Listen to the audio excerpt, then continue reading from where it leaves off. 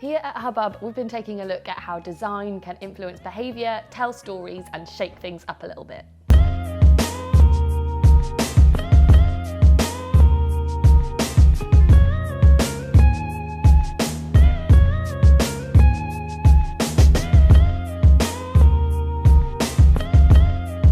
Just like the world of design, Hubbub is all about people. We love to talk to people, bring people together and get them behind our cause.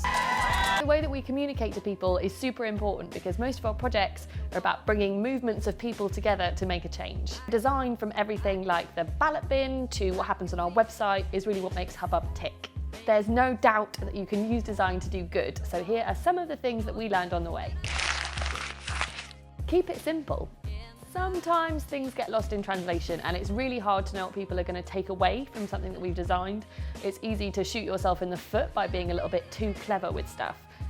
The easiest way to make sure that everybody's on the same page is to distill what we're trying to say into the simplest form, so just picking out one or two key messages from things. So on Villiers Street, when we tried out a new way to get people to throw away their gum, we made this huge art board with a pointillist image of somebody's face, and you could put your gum on certain squares and it would reveal a face. It was difficult to get people to tune in to what we were trying to say when all people really wanted to do was throw away their gum.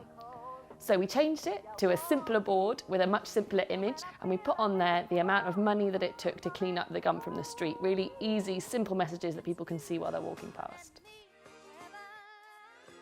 Be bright and bold.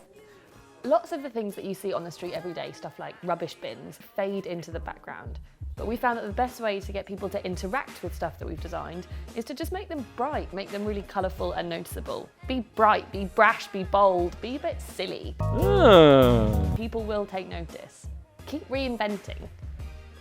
Testing and refinement is a really important part of our design process at Hubbub. More often than not, the first thing that we try is not quite right. So at that point, we all pull together, take a look at the design, go over it and see if there's small changes that we can make or if there's a total reinvention needed to make it work. A really good example of this is the bright yellow coffee cup bins that we talked about last week. So the first time that we put that out on the street in Manchester, it had a giant lever and a glockenspiel that made noises when people pulled on the lever. But it was on the busiest bus route in Europe, so basically nobody could hear what was happening. There were children swinging off the lever, people were breaking into the bins. It just wasn't working, so we redesigned the bin. Gavin, how many times did we redesign the bin? 3 times before we found something that really worked. And that's that, our top tips for how you can use design to do good.